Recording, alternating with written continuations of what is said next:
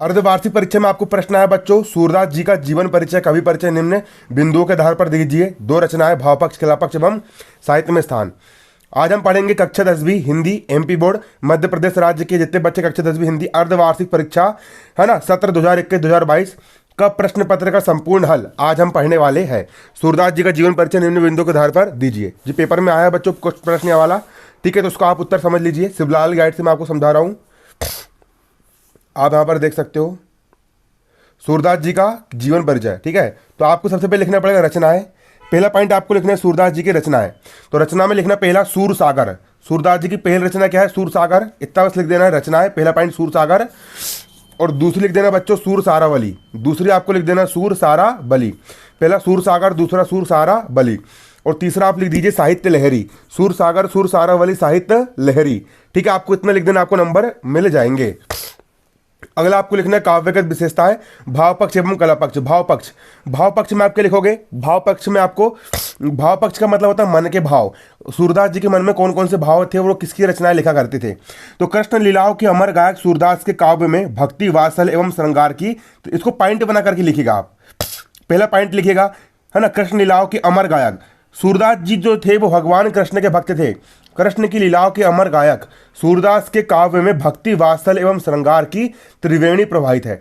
सूरदास जी की कविता में आपको भक्ति, वात्सल्य और श्रृंगार की त्रिवेणी मिल जाएगी। दूसरा, उन्होंने वात्सल रस का कोना कोना झांका है ना, और सगुण कृष्ण भक्ति का भाव में अंकन किया है। सूरदास जी सगुण कृष्ण भक्त थे, ठीक है ना। दो पॉइंट हो गए। अगला, विनय, माधुर एवं साक्ष्य भाव की भक्ति का मिश्रित सूर काव्य में है। सूरदास, इसको आप सरल भाषा में लिख सकते हो। तीसरा पॉइंट, सूरदास जी के काव्य में विनय, माधुर एवं साक्ष्य भाव है ना।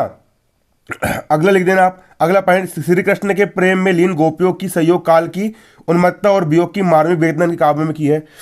आप इसको सरल भाषा में कैसे लोगोगे? सूरदास जी ने भगवान कृष्ण और गोपियों के बीच में जो प्रेम था उसका बड़ा ही मधुरता से वर्णन किया है। आप अपने अंदाज में लिख सकते हो, ठीक है। सूरदास जी ने भगवान कृष्ण को सखा के रूप में माना है। एक पॉइंट और हो गया। इनके काव्य में मानवीय प्रेम और गरिमामय मानवीय प्रेम की गरिमामय अभिव्यक्ति हुई है, ठीक है। आपको इस प्रकार से लिख देना है इन्होंने है ना, ठीक है। ये हो गया इनका भाव पक्ष, है ना। इस प्रकार से आप लिख दीजिएगा पॉइंट बना बना करके। अगला आपका है बच्चों कला पक्ष। कला पक्ष का मतलब होता है कौन सी उन्होंने कला का उपयोग करा है, किस भाषा का और किस शैली का उपयोग करा है। तो पहला पॉइंट लिखना, सूरदास जी ने माधुर्यमयी साहित्यिक ब्रज भाषा में काव्य रचना की है। पहला पॉइंट क्या लिखोगे? सूरदास जी ने माधुर्यमयी साहित्यिक ब्रज भाषा में काव्य रचना की है। दूसरा पॉइंट लिखना, इनकी भाषा में, सूरदास जी की भाषा में सरलता, तरलता, सरसता, माधुरता एवं स्वाभाविकता के दर्शन होते हैं। दूसरा पॉइंट क्या लिखोगे? इनकी भाषा में सरलता के दर्शन होते हैं। तीसरा लिख देना, इनकी भाषा में तरलता के दर्शन होते हैं, इनकी भाषा में मधुरता के दर्शन होते हैं। अगला लिख देना है ना, सूरदास जी व्यंग, वक्रता और वाग्यदेग्ध सुर की भाषा की विशेषताएं है। अगला पॉइंट क्या लिखोगे बच्चों? अगला पॉइंट आपको लिखना है, इनके पदों में भावुकता, तीव्रता एवं संगीतात्मकता का अद्भुत समन्वय है। अगला लिख देना, सूरदास जी ने गेय पद शैली को अपनाया है, मतलब कि इनकी कविताओं को हम गा सकते हैं, इसलिए बोलते हैं गेय पद शैली। ये हो गया सूरदास जी का कला पक्ष। याद करना है बच्चों, पेपर में जरूर आएगा ये, मैं लिख करके दे रहा हूँ पूरी फुल गारंटी। अगला साहित्य में स्थान।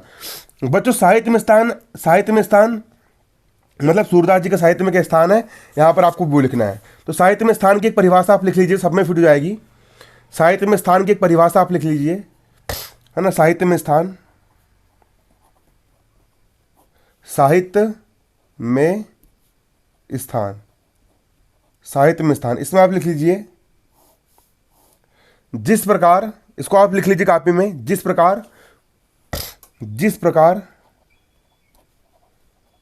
प्रकार फूलों की माला को पिरोने में धागे का महत्वपूर्ण स्थान होता है, धागे का महत्वपूर्ण स्थान होता है, उसी प्रकार हिंदी साहित्य में सूरदास जी का नाम अमर है, अमर है। इतना लिख देना। जिस प्रकार फूलों की माला को पिरोने के लिए धागे का महत्वपूर्ण स्थान होता है। जब हम फूलों की माला को पिरोते हैं तो फूलों की माला को पिरोने में धागे का महत्वपूर्ण स्थान होता है। उसी प्रकार हिंदी साहित्य में, हिंदी भाषा का जो साहित्य होता है, हिंदी साहित्य में सूरदास जी का जो नाम है वो एक प्रकार से अमर है। कैसा है उनका नाम? अमर है। सूरदास जी का नाम कैसा है? हिंदी साहित्य में अमर है। ठीक है। और आप याला भी लिख सकते हो जहां पर दिया है, इसको भी मिक्सर करके। सूरदास जी भक्ति काल में कृष्ण भक्ति धारा के प्रतिनिधि कवि है। भक्ति काल मैंने पढ़ा चुका हूँ, भक्ति काल से पहले वीडियो में, है ना। सूरदास भक्ति काल की कृष्ण भक्ति धारा के प्रतिनिधि कवि है। वे वात्सल और श्रृंगार रस के आचार्य। वात्सल किसे कहते हैं? जहाँ पर एक माता जहाँ पर छोटे बच्चों की लीलाओं का वर्णन करते हैं उसे वहाँ पर वात्सल रस होता है। और श्रृंगार रस के आचार्य है। उनके काव्य में सभी रसों का परिपाक हुआ है। ब्रज भाषा को सुललित काव्य भाषा बनाने का श्रेय सूरदास जी को जाता है। ब्रज भाषा को काव्य भाषा किसने बनाया? सूरदास जी ने बनाया है। भाव और कला पक्ष की जो गरिमा सूरदास के काव्य में है वो कहीं पर भी दिखाई नहीं पड़ती है। सूर वास्तव में हिंदी साहित्य के सूर्य है। आपको इतना लिख देना, आपको नंबर मिल जाएंगे, या फिर आप ये वाली परिभाषा भी शॉर्टकट वाली लिख सकते हो, है ना। आप अपने मन से भी लिख सकते हो, कोई जरूरी नहीं कि जो गाइड में दिया हम वही लिखे। बच्चों आज की इस वीडियो में इतना ही। धन्यवाद। जय हिंद, जय भारत।